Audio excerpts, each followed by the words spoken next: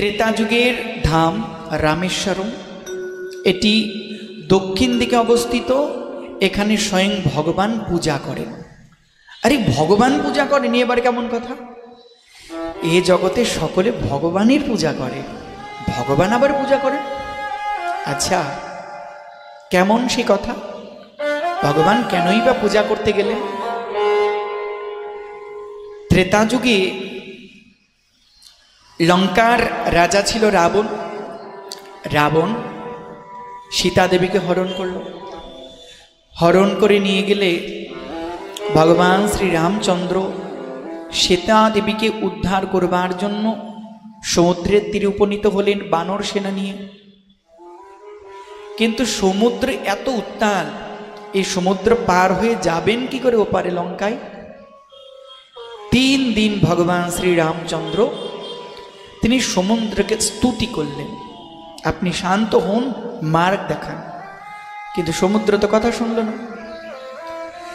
শেষের 4th দিবসে ভগবান শ্রী রামচন্দ্র ধনুর্বাণ তুলে নিলেন, অগ্নিবাণ নিক্ষেপ করে সমুদ্রকে শুকিয়ে ফেলবেন সংকল্প করলেন। সঙ্গে সঙ্গে সমুদ্র তো প্রকটিত হয়ে গেল। সমুদ্র হাত জোর করে ক্ষমা চেয়ে বলছে, নাথ আমায় ক্ষমা করে দিন, আমি ভুল করেছি। তো পার হওয়ার কি উপায় সেটা তো বলো। বলে, হে নাথ,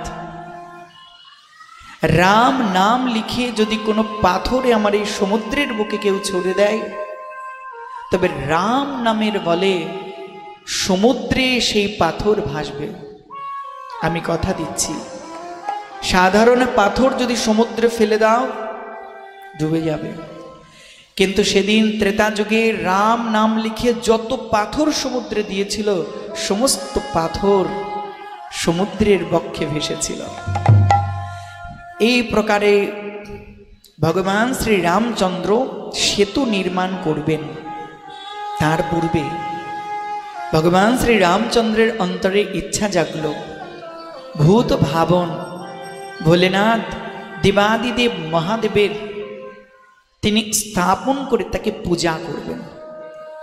তাই ভগবান শ্রী রামচন্দ্র তিনি বালি দ্বারা শিবলিঙ্গ নির্মাণ করলেন। কিন্তু পূজা কে করবে? পূজা করতে গেলে তো পুরোহিত চাই।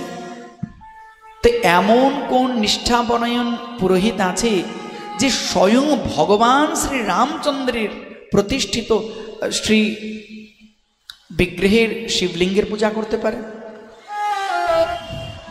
এর মধ্যে রাবণের ভাই বিভীষণ তিনি ভগবান শ্রী রামচন্দ্রের চরণে শরণ নিয়ে নিয়েছেন। বিভীষণকে ভগবান শ্রী রাম বললেন, বিভীষণ ভাইয়া তো বলো তো কি করা যায়, কে পূজা করবেন?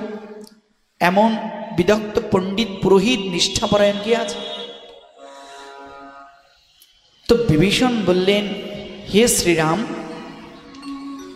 কাছে যদি কোনো নিষ্ঠাপরায়ণ পুরোহিত চান, ব্রাহ্মণ চান, তো আমার দৃষ্টিতে একমাত্র রাবণই আছে। আচ্ছা, তো ঠিক আছে, তো রাবণের কাছে দূত পাঠানো হোক। কে যাবে? জাম্ববানকে পাঠানো হলো। আচ্ছা, জাম্ববানকে কেন পাঠানো হলো? এই জাম্ববান তিনি অমর, আজও জাম্ববান অমর হয়ে আছেন, তার মৃত্যু নেই। দ্বিতীয়ত, জাম্ববান স্বয়ং ব্রহ্মার বংশ থেকে তার জন্ম, অর্থাৎ রাবণের প্রণম্য, বয়োবৃদ্ধ, জ্যেষ্ঠ এবং সামর্থ্যবান। তাই জাম্ববানকে দূত রূপে ভগবান শ্রী রামচন্দ্র লঙ্কায় পাঠালেন। লঙ্কায় যেই না জাম্ববানকে রাবণ দেখেছেন, তাকে প্রণাম করে উচ্চ আসনে বসতে দিলেন। হে জাম্ববান, তো বলুন কি হেতু লাগিয়ে এসেছেন, কি উদ্দেশ্য? তখন জাম্ববান বলছেন, হে রাম, হে রাবণ,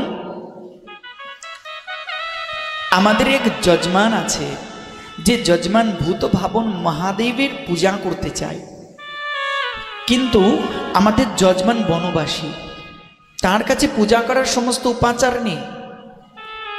তো তুমি কি যজমানের পূজা করে দিতে পারবে? সঙ্গে সঙ্গে রাবণ জিজ্ঞাসা করছে, আচ্ছা আমার এই যজমানের নাম কি শ্রী রামচন্দ্র? জাম্ববান বলে ঠিক ধরেছ, এর যজমানের নাম তো রাম।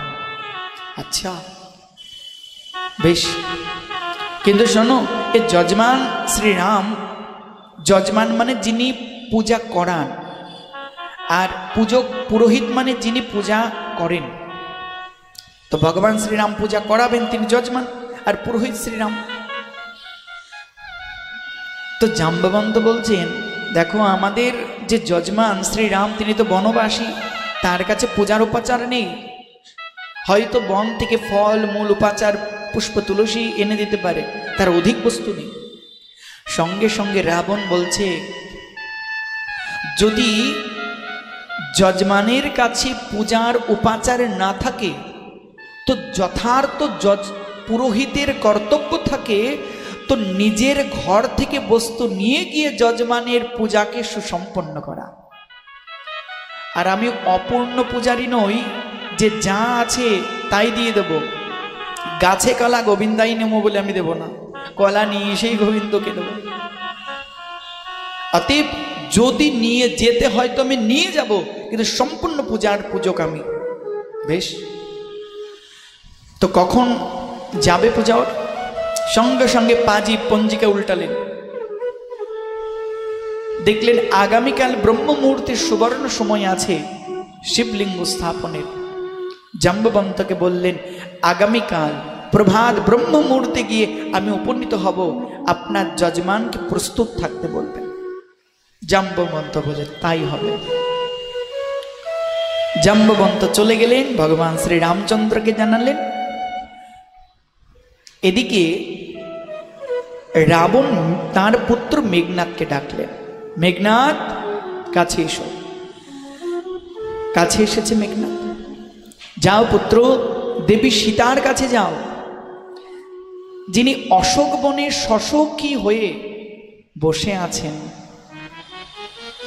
তার কাছে গিয়ে বলো আগামীকাল তার প্রতি শ্রী রামচন্দ্র পূজা করবেন। কোনো বিবাহিত পুরুষ তার পূজার সম্পন্ন ততক্ষণ করতে পারবেন না যতক্ষণ কিনা সেই বিবাহিত পুরুষের বা পাশে তার স্ত্রী এসে সম্পূর্ণরূপে সেই পূজা ক্রিয়া সম্পন্ন করেন। যাগ করো, যজ্ঞ করো, বিবাহিত পুরুষ তার স্ত্রীকে ব্যতীত কখনো যাগ যজ্ঞ পূজা সুসম্পন্ন হবে না। রাবণ কথা দিয়েছে যে যজমানের যা পূজার অভাব থাকবে তা নিয়ে যাবে। আরে যজমানের সব থেকে তো বড় অভাব তো তার পত্নী, তো রাবণ হরণ করে নিয়েছে। তাই আজ বলছে মেঘনাথ, দেবী সীতাকে বলো ব্রহ্ম মুহূর্তে স্নান আদি করে সুসম্পন্ন হয়ে থাকতে, আগামীকাল তার প্রতি শ্রী রামচন্দ্রের পূজা আছে, যেন রেডি থাকেন। সঙ্গে সঙ্গে গিয়ে বলে দিলেন। দেবী সীতা প্রস্তুত। প্রভাতকালে পুষ্প বিমানে উঠেছেন রাবণ, আর ওদিকে অন্য একটি বিমানে মেঘনাথ দেবী সীতাকে নিয়েছেন। নিয়ে সোজা সমুদ্র পাড়ি দিয়ে ওপারে গিয়ে উপনীত হয়েছেন কে? ভগবান শ্রী রামচন্দ্রের কাছে।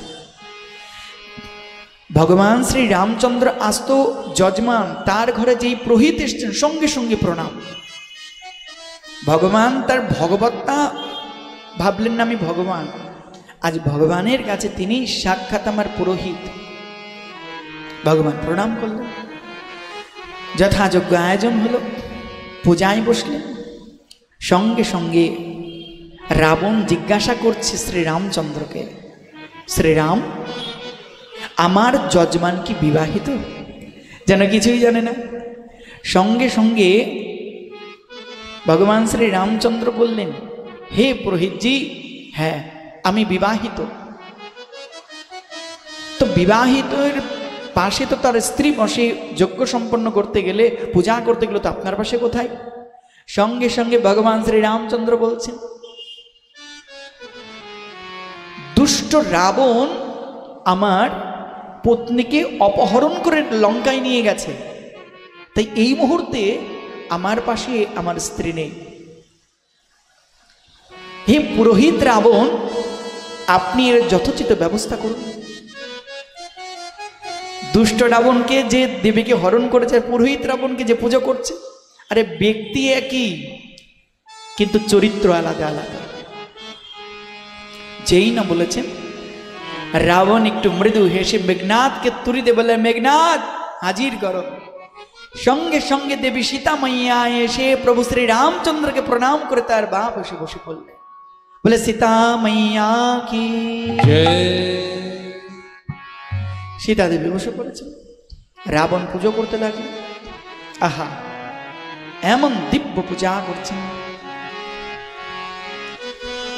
নমামি সমেসা নির্বাণ রূপা বিভুম ব্যাপকম ব্রহ্ম বেদ স্বরূপম নিজং নির্গুণং নির্বিকল্পম নিরেহা চিদাকাশমাকাশ বাসম ভজেহম। দেবাদিদেব মহাদেবের পূজা করতে লাগলেন। নমামি সমীসম, তুলসীদাসজির রচিত এটি শ্রী রুদ্রাষ্টকম। সঙ্গে সঙ্গে যে না পূজা করেছেন, সঙ্গে সঙ্গে ভূত ভাবন দেবাদিদেব মহাদেব তিনি তো আবির্ভূত হয়ে গেছেন শিব বালুকার মূর্তিতে। ভগবান শ্রী রামচন্দ্র দেখছেন তো আমারে ঠাকুরজির কি নাম রাখা যায়, বিগ্রহ প্রতিষ্ঠাকালে তার নামকরণ করতে হয়, তো কি নামকরণ করা যায়? নামকরণ করলেন ভগবান শ্রী রামচন্দ্র, বললেন আজ থেকে তোমার নাম রামেশ্বরম। বলে রামেশ্বরম মহাদেব কি। আচ্ছা, রামেশ্বরমের অর্থ কি? ভগবান শ্রী রামচন্দ্র বলছেন রামেশ্বরম অর্থ রামের যিনি ঈশ্বর, রামেশ্বর।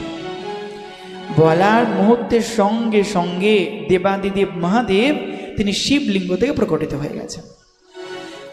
এসে হাত জোর করে ভগবান শ্রী রামচন্দ্রকে প্রণাম করে বলছেন, হে নাথ, নাম তো অতীব সুন্দর কিন্তু অর্থটা ঠিক হয়নি। কি অর্থ হবে তাহলে? ভূত ভাবন মহেশ্বর বলছেন অর্থটা এই প্রকার হবেন, রাম যার ঈশ্বর রামেশ্বর। মানে রাম বলছেন শিব আমার ঈশ্বর, শিব বলছে রাম আমার ঈশ্বর। এ তো পুরো উল্টে গেল, এ তো মহা ঝামেলা। কে মীমাংসা করবে? এমন সময় স্বয়ং ব্রহ্মাজি প্রকটিত হয়ে গেছে। ব্রহ্মাজি এসে দুজনের চরণে প্রণাম করে বলছেন, হে নাথ, ইয়ো রাম সো ঈশ্বর, যে রাম সেই ঈশ্বর, যে রাম সেই তো শিব, রামই তো শিব রূপে প্রকটিত হয়েছে। তো প্রভু এ আপনার অভিন্ন তনু মীমাংসা করলেন। বেশ, রামেশ্বরম শিবলিঙ্গ প্রকাশিত হলেন। এবার তো দক্ষিণা দেওয়ার পালা। দুজন দুজনকে দক্ষিণা দেবেন। পূজারী, যিনি পূজারী, তাকে যখন যজমান দক্ষিণা দেবেন পূজাকর্মের জন্য, সঙ্গে সঙ্গে পূজারী তাকেও আশীর্বাদ প্রদান করবেন। পুরোহিত শ্রী রাবণের চরণে ভগবান শ্রী রামচন্দ্র প্রণাম করে দিলেন। যেই না প্রণাম করেছেন, এখন তো ইচ্ছা পূরণ বলো। রাবণ বলছে, বলো কি ইচ্ছা হে যজমান তোমার, কোন উদ্দেশ্য নিয়ে তুমি পূজা করেছো? ভগবান শ্রী রামচন্দ্র রাবণকে বলছেন, হে পুরোহিত বর রাবণ, দৈত্য রাবণ আমার স্ত্রী সীতাকে অপহরণ করে নিয়ে গেছে। সেই পর স্ত্রী অপহৃতকারী দুষ্ট রাবণকে আমি যথাযথ শাস্তি দিয়ে যেন সীতা দেবীকে উদ্ধার করতে পারি, আমাকে এই আশীর্বাদ করুন। ভাবো, ভগবান শ্রী রামচন্দ্র রাবণের কাছে রাবণকেই বধ করবার জন্য বর চাইছে, আমায় আশীর্বাদ করুন। সঙ্গে সঙ্গে পুরোহিত রাবণ বলে তথাস্তু, তাই হবে, তাই হবে। আচ্ছা, ভগবান শ্রী রামচন্দ্র বলছেন, এবার আপনি বলুন, আপনাকে কি দক্ষিণা প্রদান করতে হবে? পূজা করে দক্ষিণা প্রদান না করলে সেই পূজা অসম্পন্ন থেকে যায়। সঙ্গে সঙ্গে পুরোহিত রাবণ বলছে, যথাসময়ে চেয়ে নেব, এখন প্রয়োজন নেই। ভগবান রামচন্দ্র বলছেন, যেদিন তুমি চাইবে সেদিন যদি আমার দেওয়ার কিছু না থাকে, এখনই চাইতে হবে, আমি এখনই দিতে চাই। বেশ, তবে হে যজমান, হে শ্রীরাম, তবে আমাকে এই বস্তু দাও, যেদিন আমার দেহ থেকে আমার প্রাণটা চলে যাবে, সেদিন যেন আমার নয়ন সম্মুখে আমার যজমান শ্রী রামচন্দ্র যেন উপবিষ্ট থাকেন, শ্রী রামচন্দ্র যেন আমার নয়ন সম্মুখে থাকেন, আর আমি শ্রী রাম রাম গাইতে গাইতে, রাম দর্শন করতে করতে দেহ থেকে প্রাণটা ছাড়তে চাই, আমি আর কিছু চাই। ভগবান রামচন্দ্র বলে তথাস্তু, তাই হবে। রাবণের জীবনে হয়েছিল তাই। যখন শ্রী ভগবান যুদ্ধের অন্তিম ক্ষণে রাবণের নাভিতে তীর বিদ্ধ করলেন, রাবণ তো মূর্ছিত হয়ে পড়ে গেলেন।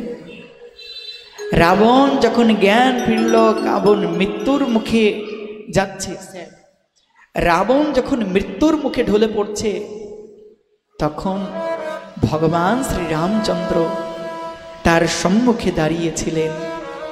কথা দিয়েছিলেন না, ভগবান সম্মুখে দাঁড়িয়ে আছেন, আর রাবণ ভগবান শ্রী রামচন্দ্রের অপ্রাকৃত রূপ মাধুর্য দর্শন করছেন, আর মুখে জয় রাম শ্রীরাম, জয় জয় রাম শ্রীরাম, রাম নাম করতে করতে, রামজিকে দর্শন করতে করতে রাবণ প্রাণ ত্যাগ করেছিল। এমন মৃত্যু কজনের হয় যে যাবার কালে গৌর গোবিন্দের নাম গুণাগুণ কীর্তন করতে করতে, গৌর গোবিন্দকে দর্শন করতে করতে দেহ থেকে প্রাণ যায়। মৃত্যু তো একদিন আমার আপনার প্রত্যেকেরই হবে, কিন্তু ধন্য তার মৃত্যু যে কিনা যাবার কালে হা রাধে হা রাধে হা গোবিন্দ বলে প্রাণ ত্যাগ করতে পারে, তার মৃত্যু ধন্য। এইভাবে ত্রেতাযুগে শ্রী ভগবান শ্রী রামচন্দ্র কথা দিয়ে কথা রেখেছিলেন, আজ রাবণকে তিনি মুক্তি প্রদান করলেন। তাই 4 যুগের মধ্যে ত্রেতাযুগ, যে ত্রেতাযুগে ভগবান রামেশ্বরমে দক্ষিণ দিকে স্বয়ং ভগবান পূজা করেন। ভক্তগণ, এই যে রামেশ্বরম শিবলিঙ্গ, 12 জ্যোতির্লিঙ্গর মধ্যে এটি 11তম জ্যোতির্লিঙ্গ, যা স্বয়ং ভগবান শ্রী রামচন্দ্র ত্রেতা যুগে স্থাপন করেছিলেন। বলে রামেশ্বরম ভগবান কি।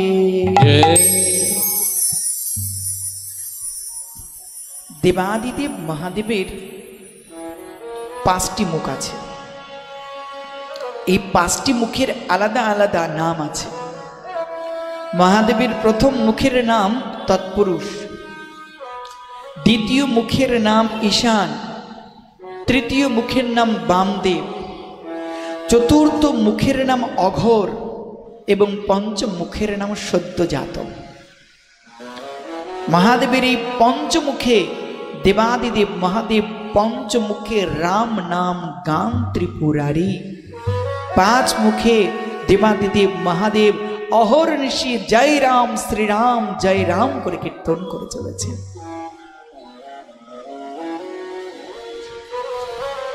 আচ্ছা, মহাদেবের যে 12 জ্যোতির্লিঙ্গ, এই 12 জ্যোতির্লিঙ্গ কোনটি?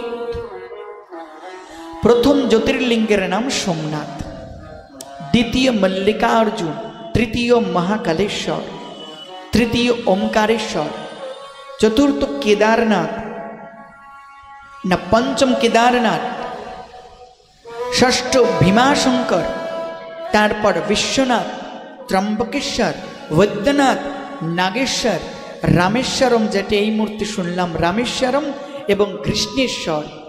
এই 12টি হল দ্বাদশ জ্যোতির্লিঙ্গের নাম। ভক্তগণ, দেবাদিদেব মহাদেবের এক নাম হলো আশুতোষ। আশুতোষ মানে যিনি খুব সহজেই প্রসন্ন হয়ে যান। মহাদেবকে কে কোন বস্তু দিল মহাদেব সেটা বিচার করেন না, কিন্তু ভাব দ্বারা যদি দেয় তো মহাদেব স্বীকার করে নেন। ভক্তগণ, আজ থেকে বহুকাল আগের কথা, গুণনিধি নামে এক চোর ছিল, যার কাজ ছিল রাত গভীর হতেই বাড়ি থেকে বাইরে বেরিয়ে যাওয়া এবং চুরি করা। একদিন গুণনিধি চোর রাতের অন্ধকারে চুরি করতে বেরিয়েছে, কিন্তু অনেক চেষ্টা করেও কারো বাড়ি থেকে চুরি করতে পারেনি। শেষে বিফল মনোরথ হয়ে নিজের বাড়ির দিকে চলে যাচ্ছে রাস্তা দিয়ে। যেতে যেতে আজ মনে মনে ভাবছে, হাই, কিচ্ছু আর চুরি করা হলো না, কাল খাবো কি? এমন সময় পথের ধারে দেখছে একটি শিবলিঙ্গ, আর ভালো করে উঁকি মেরে দেখছে এখানে কিছু পাওয়া যাবে কিনা। তাকিয়ে দেখে শিবলিঙ্গের ওপরে একটি পিতলের ঘণ্টা ঝুলছে। যেই না দেখেছে মনে মনে ভাবছে, দেখো আজ কিছু তো অন্তত কাজ হবে না, ও ঘণ্টাটাই খুলে নিয়ে বাড়ি চলো। মন্দিরে তো ঢুকেছে, ঘণ্টা পাঠ, কিন্তু ঘণ্টাটা নামাবে কি করে? ঘণ্টা তো আছে মহাদেবের ওপর অনেক উঁচুতে, এমন কোনো বস্তুও নেই যার ওপর দাঁড়িয়ে সেই ঘণ্টাকে নামাতে পারবে। তো দেখলে উপায় একটাই, মহাদেবের ঘাড়ের উপর চেপে বসো। সঙ্গে সঙ্গে গুণনিধি চোর দেবাদিদেব মহাদেবের উপর চেপে বসেছে, বসে এবার দাঁড়িয়ে পড়েছে। যেই না দাঁড়িয়েছে ঘণ্টা হাত পেয়ে গেছে, এবার আস্তে আস্তে ঘণ্টাটা নিচে নামিয়ে নিয়ে আসছে। এমন সময় সাক্ষাৎ ভূত ভাবন মহেশ্বর তো আবির্ভূত হয়ে গেছেন, মহাদেব তো আবির্ভূত হয়ে গেছে ত্রিশূল হাতে। চোর তো করে কাঁপছে, আরে এই বুঝি আমার পেট এক্ষুনি ফুটো করে দেবে ত্রিশূল দিয়ে। মহাদেব বলে, আরে ভয় পাচ্ছ কেন গুণনিধি, বলো তুমি কি চাও? বলে, ঠাকুর আমি চুরি করতে এলাম আর তুমি আমাকে বলছো বলো কি চাও? বলে, হ্যাঁ, আরে তাতে কি আছে, দেখো এ জগৎ সংসারে কেউ আমাকে বেল পাতা চড়ায়, কেউ আমাকে দুধ চড়ায়, কেউ আমাকে ফল চড়ায়, ফুল চড়ায়। আরে ভাই, তুমি তো স্বয়ং নিজেকেই চড়িয়ে দিয়েছো আমার প্রতি, তো আমি তোমাকে দেব না? তা আমি তোমাকে দেব না? বলো কি চাও? সঙ্গে সঙ্গে মহাদেবের চরণে লুটিয়ে পড়ে কাঁদছে, মহাদেব এই জন্য সকলে তোমাকে বলে আশুতোষ। এসেছিলাম চুরি করব বলে, আর তুমি আমার মনটাকে চুরি করে নিলে না, তবে না তোমার চরণের দাস বানিয়ে নাও। সেদিন থেকে গুণনিধি মহাদেবের পরম ভক্ত হয়ে গেল, তার আর চুরি করা হলো না। দেবাদিবের মহাদেবের কৃপায় গোবিন্দ চরণ সেবা করতে লেগে গেল। এই হলো আমাদের আশুতোষ বাবা, যিনি অল্পতেই প্রসন্ন হয়ে যান, যিনি প্রসন্ন হলে গৌর গোবিন্দের কৃপা অতি সহজে লাভ করা যায়। বলে দেবাদিদেব ভোলেনাথ কি জয়। শ্রীমদ্ ভাগবত জানিয়ে দিয়েছেন মহাদেব ভজন রাজ্যে কতটা গুরুত্বপূর্ণ সম্পদ। বেদব্যাস ভগবান বললেন, বৈষ্ণবানাম যথা শম্ভু, যিনি সমগ্র বৈষ্ণবগণের মধ্যে সর্বশ্রেষ্ঠ বৈষ্ণব শম্ভুজি, সেই দেবাদিদেব মহাদেব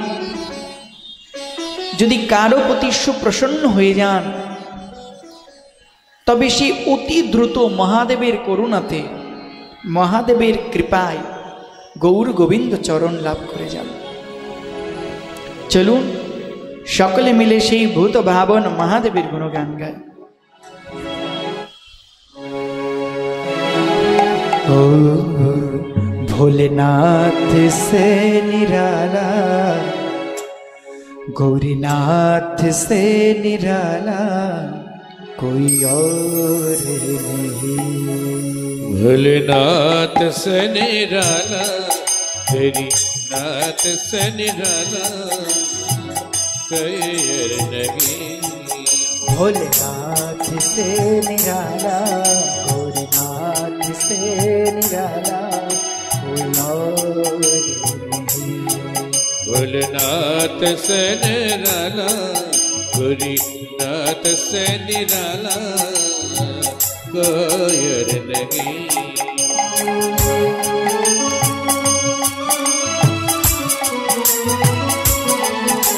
बोलो निवारी के महादेव की जय हो।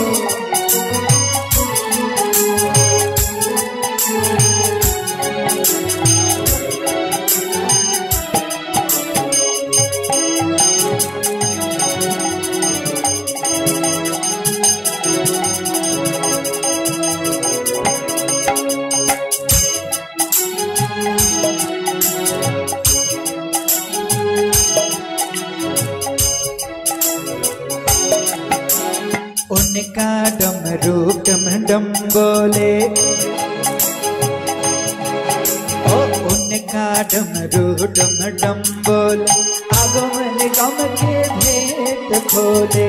उनका डमरू डम डम बोले, आगम निगम के भेद खोले। ओ ये डमरू बजाने वाला, ऐसा डमरू बजन वाला, ओ ऐसा डमरू बजाने वाला, ओ ऐसा डमरू बजने वाला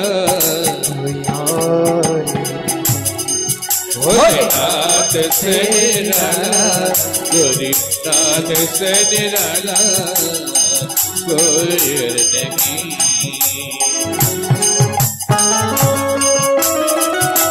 সকলে হাতে তালি দিয়ে ভোলেনাথের গুণগান।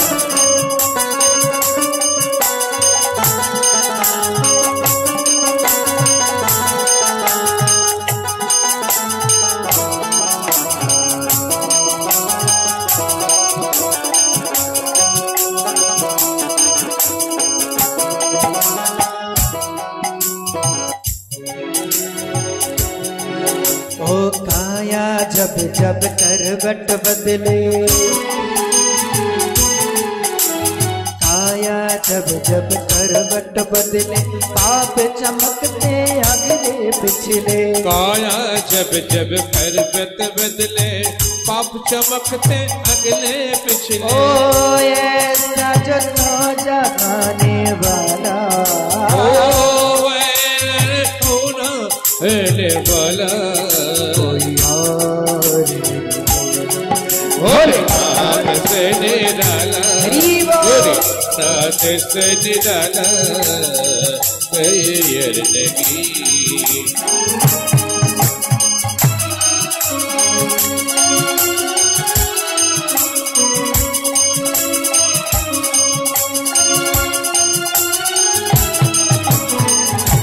बोले शंभुनाथ की, देवादिदेव महादेव की।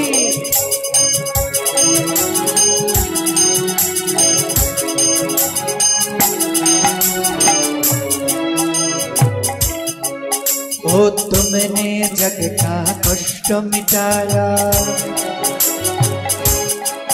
ओ तुमने जग का कष्ट मिटाया, मुझको स्वामी क्यों बिसराया। तुमने जग का कष्ट मिटाया, मुझके स्वामी जो बिसराया। अब तो मुझके बचाने वाला, मुझको बचाने वाला, अब तो मुझको बचाने वाला, तो मुझको बचाने वाला भोलेनाथ से निराला, गौरीनाथ से निराला कोई और नहीं।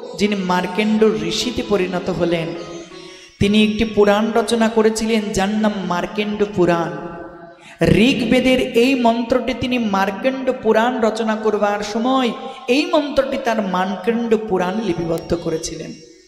তাই এই মন্ত্রটি ঋগ্বেদ এবং মার্কেন্ড পুরাণ দৃষ্ট হয়।